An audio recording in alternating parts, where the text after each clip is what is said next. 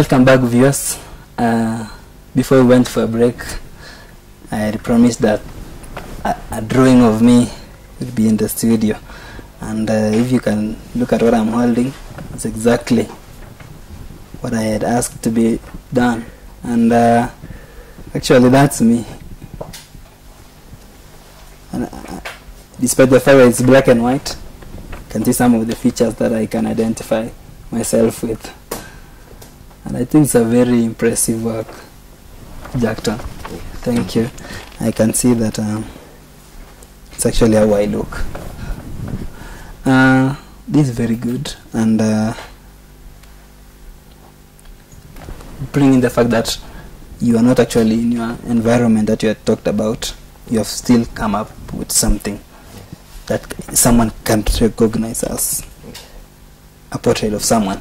So what in 5 years, what do you see yourself as? In 5 years, I see myself doing a portrait of Prince of United Arab Emirates, and maybe visiting various art galleries in Europe. Yeah, there's this artwork by Mona Lisa. It's very expensive. Yeah, the artwork for Mona Lisa is very expensive. Why is it expensive? But currently it's not the most expensive. Which one is the most? The most expensive is some abstract painting by, I think, Pablo Picasso. Pablo Picasso. Yeah. And what exactly did they see in this portrait so that you can say it is expensive? Because sometimes when you look at such a portrait, sometimes it can be something so sketchy. You don't really see, and some people really buy it. What exactly do they see? It depends with your belief in that art. Yeah, you know, some people see specific types of art to be spiritual, and maybe with some other hidden stuff that maybe a normal person, a normal eye cannot just view, or cannot just look at and realize what's going on in that painting. So it's usually more than that, than just what you're seeing. The eye. Yeah. That's why some paintings are so expensive, and yet they are just sketchy. So there's something that they speak. Yeah, there's a story behind that. Sometimes when we study art, and I'm surprised that you are not even an art student, you are a graphic student. Some arts, there's what we call minimalism in art, and let me give you some of what exactly it means. That minimalism is whereby you draw something that doesn't seem so much, but actually it talks more. It's called less is more. Do you employ minimalism maybe in your art? Do you employ simplicity, or do you want to usually elaborate in your art? Do you paint more? Do you really exploit so much in my paintings? Yeah. Okay, mainly I usually do abstract. Okay, portraits and abstract. I think the one you're talking about, we call them abstract paintings. Abstract. Yeah. It's a painting that's just a figure. Does not have a lot of when the person who is not an artist sees it, he cannot tell more. Anything. Yeah, I think I have one here. You can show us that. I think.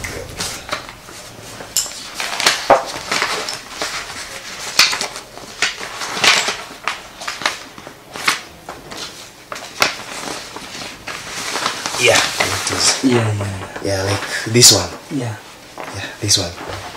If you look at it, you can think that it is just some rough work. Yeah, some lines. Exactly. I call it the multi-dimensional man. Man, yeah. If you look at it's an abstract. You see a portrait of a person. If you look at it carefully, you'll see you can eyes, see the eyes, the nose, and the mouth. If you look at it in this direction, you see a face.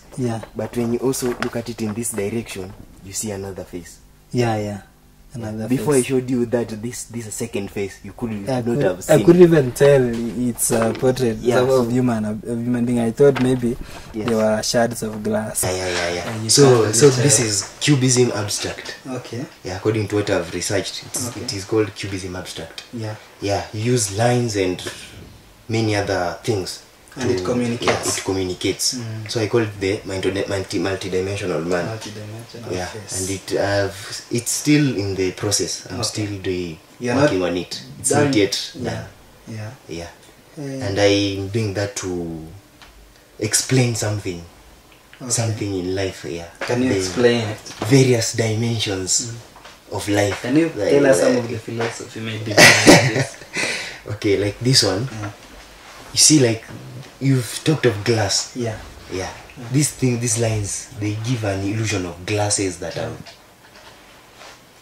have been set in some directions and in some ways angles that you, if you look at, it forms a face. Yeah. So according to what I want to depict in the painting is the various dimensions of life. Yeah, the way people view life. Okay. Yeah, that's why if you look at this thing when it is on an upright form, you see a face.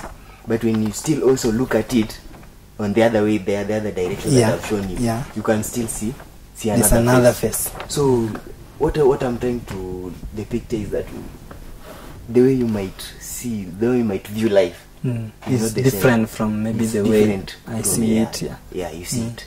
And people are different. The way you might perceive someone else from somewhere is not the same way I'll perceive that person from. Yeah, they say art is expressive. Yeah, it's expressive.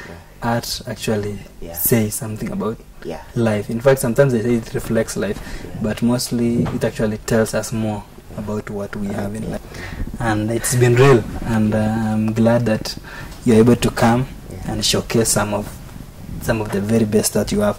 Maybe as a parting shot, what do you have maybe for the audience before we end the show? For the audience, mainly I think I can address the artists, the upcoming artists who are maybe fighting like us. I want like me or like us. Okay, by me I mean the others. Many others. The war is not over. We are just struggle wherever you are, at home, at school, even if you're not taking an art course, or even if you don't have enough materials and other equipment to do this kind of work. The most important thing is your self-drive. What you are up to. Do you like painting? Do you like drawing? Do you like doing art? That is the main. What you should love, be the drive there. That should be the main thing that you should hold.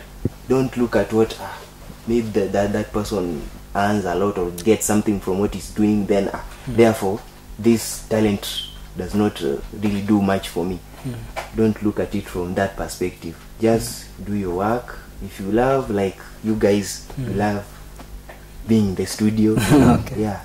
Don't be in the studio because maybe you're expecting something in return. Do it because it's something that you like doing. Even you can even sleep at 3 or you can even wake up at 4. But it is because of that thing that you love doing. The love for the work. It is mainly the love. So fight. If you go to this person and he doesn't appreciate that person or some big person, just continue fighting, continue pushing on. Somewhere bahati yako itafika. And you'll thank God. Above all, always pray. For those who think that they don't have talents, search.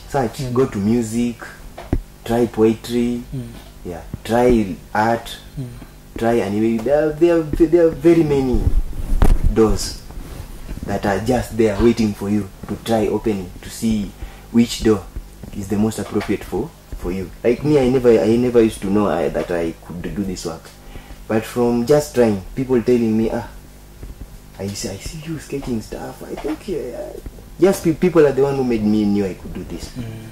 So try. Don't say me sinanga talent, me kazi yangu ni kula and all that. So it's just trying and have that self-drive. Thank you, Jackson.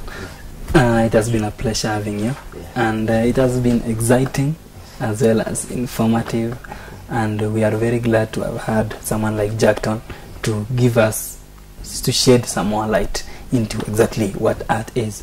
So from here, from studio, I am Nyoti Chilori. Join us in our next episode of The Sentinel as we tackle other economic, political and social issues. So keep it locked at KTS and have a good night. Ciao.